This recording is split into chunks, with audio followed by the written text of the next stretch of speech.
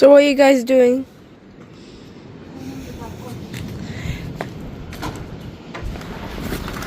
Yeah, we're removing this moss after winter. So this is what happened. Mga lumot. So tumutubo rito. So pinapatanggal ni Madam Hana. Kaya lang sobrang nandito ang hangin, lakas ng hangin.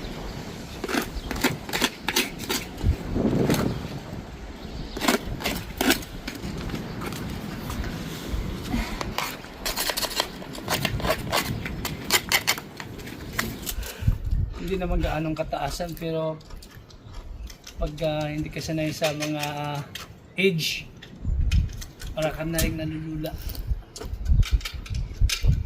You're the woman!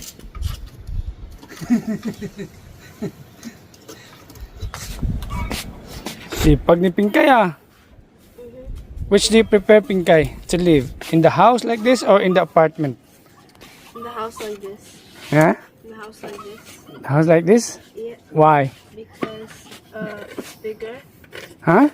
It's bigger and you don't like, I don't know how to explain it. In an apartment you just live around people. But not much work in apartment. I know, but like that's the point of an apartment, right? Like, Look at mommy oh. Sobrang sipag ni Darling. Yeah? You darling, which do you prefer to live? Apartment or in the house like this? I don't know. Sometimes in the apartment, sometimes in the house. Or if the house is fixed, it's nice to live in a nice house. But I don't know. If I can have a free life, so I wanna one life live in a house and one life live in apartment Me? or penthouse. Apartment. I wanna live in an apartment. Why? So the maintenance is cheaper and the work is less. Yeah, but if you have a noisy neighbors, which we also have, it's a nightmare.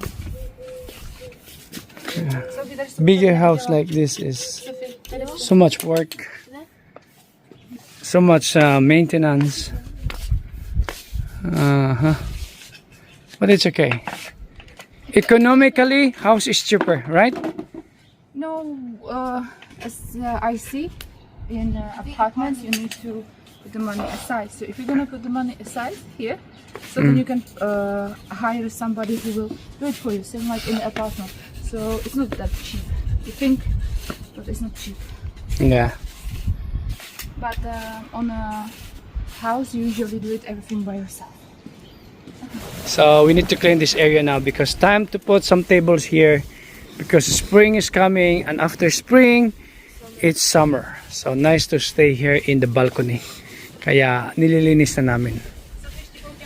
Kasi during winter, kalagitnaan ng autumn, wala ng table dito. Hindi na kami nag-i-stay dito. Hindi na namin ginagamit tong area na to pag kalagitnaan ng autumn at saka the whole winter. Yeah. Napakagandang weather ngayon. Mainit. Mahangin nga lang.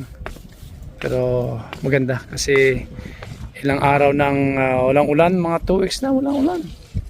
Ganitong araw palagi. Pero malamig pa rin kasi mahangin nga. Iba pa naman yung hangin sa Europe. Malamig. Yan.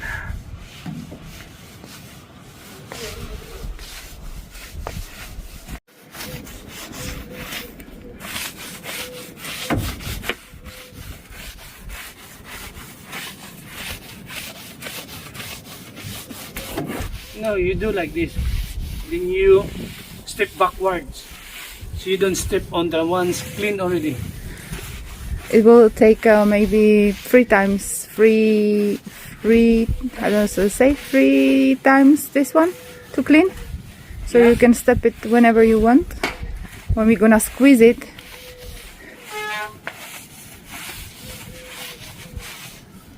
Oh, okay na. Oh, medyo malinis na. Nawala na yung mga alikabok. Yan. Mahangin.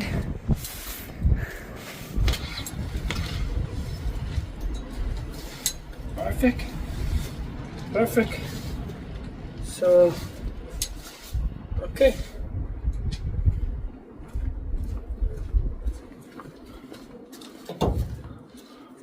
Job well done, darling? Are you job well done? Yeah. Now we can put the Table? chairs and table. Yeah. I'm not going to sit here now. It's windy. Yeah. So maybe in the middle of spring. But at least it's already clean. Yeah. I think I'm gonna buy that Washer pressure. water pressure. But, Yeah. yeah.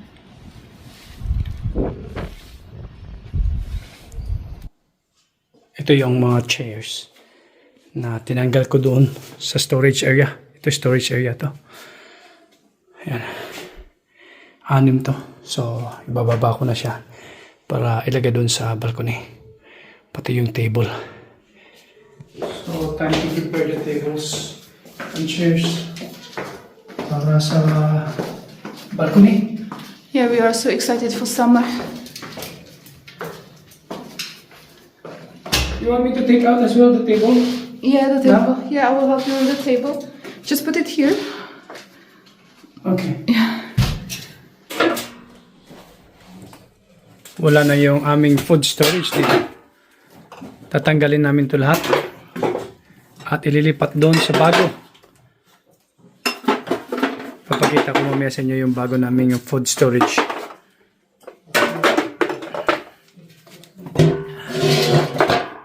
Kasi babakbakin to, tatanggalin.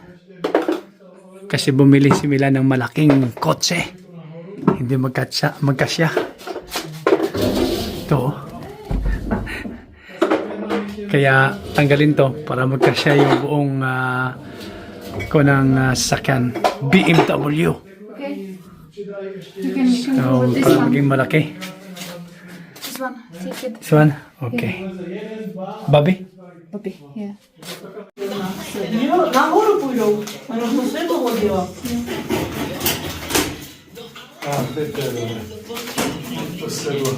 Ito na yung aming food storage dito sa Silay. Mas maganda dito, mas maluwag. Yan. Laki ng storage, no? Ng pagkain lang. Ililipat pa ata rito yung refrigerator. So, dami pang mapaglagyan. Hindi pa tapos yan at saka Selen mag-arrange nito. Ayan. Pero lahat ng mga kumpot, yan kumpot ang tawag nito.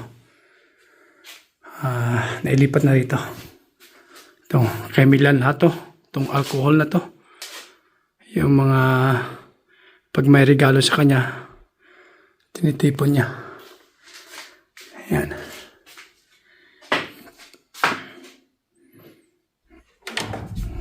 Dito wala nang natira. Refrigerator na lang. So, mga kalagitnaan ng April, kung hindi ako magkamali, tatanggalin to. Para talagang maka-attract yung BMW ni Milan dito. Pati ata to, tatanggalin. So, yan, tingnan natin ha. Yun. Kita nyo. Ang laki ng kotse ni Milan. Sikanan lang na binili niya to. Pero maganda pa. X5 BMW. Yan. Ganda. Kaya lang ito nga hindi gaano magkasya. Kaya nilagyan niya ng foam para siguradong hindi yupi yung kanyang bumper. So pagtanggal to, makaka-atras na siya. Mas maging maluwag dito. So yan ang purpose bakit namin nilipat yung aming food storage.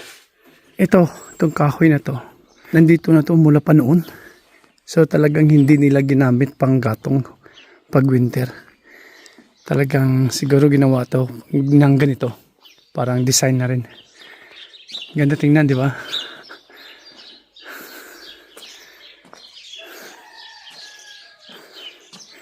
So, andito kami ni Ana. Nag-ikot-ikot kami dito sa loob ng village. Kasama yung si Sophia nasa bahay kasi meron siyang pollen allergy. So, hindi siya makalabas pag itong umaga. Inaatake talaga siya ng pollen allergy. Pag spring, talagang worse ang kanyang pollen allergy pag spring, yung mga ganito, lalo na pag umaga. So, sabi namin, maiwan ka na lang kasi mag-ikot-ikot kami dito. Pag ikutin mo tong buong village, siguro mga 30 minutes. Kaya okay na lang itong walking 30 minutes umaga.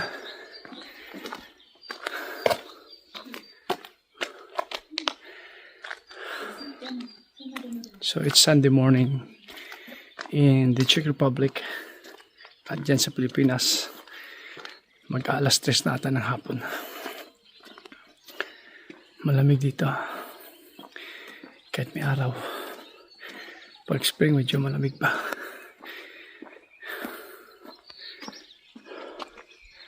Maraming mga eskinita dito sa village na maganda lakaran. Yung ganito, diba?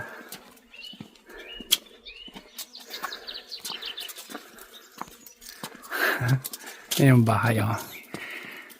Maganda yung location. Lalo itong yellow. Medyo matarik na ito talaga rito. Never itong babahain dito. See. Ganda rito, di ba? This time around? No. In the city, mall, people are in the mall, most of the people in the mall. But in the village, like in our barangay,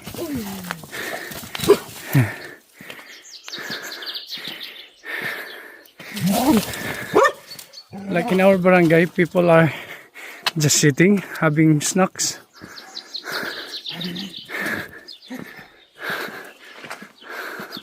Pozorpes. Ang ganda ng location ng bahay nila, no? Ang laki ng lot area. Very nice, right? I like the lot area of this house. Yeah. At yung location nila, kitang-kita mo talaga yung Opava.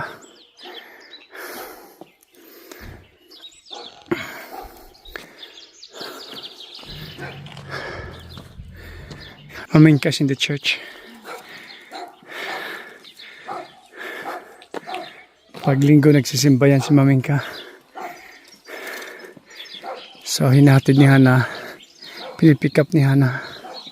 Kami naman, dahil hindi naman kami Catholic, so nagsisimba kami sa bahay.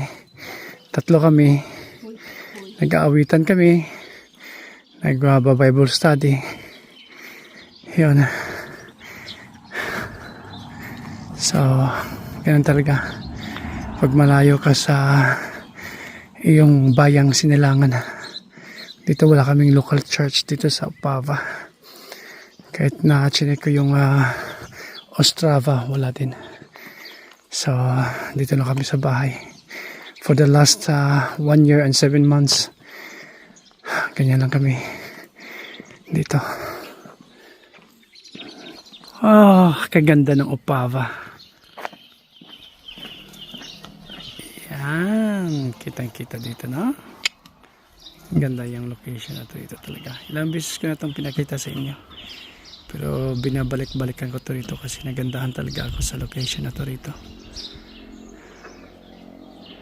Ayan.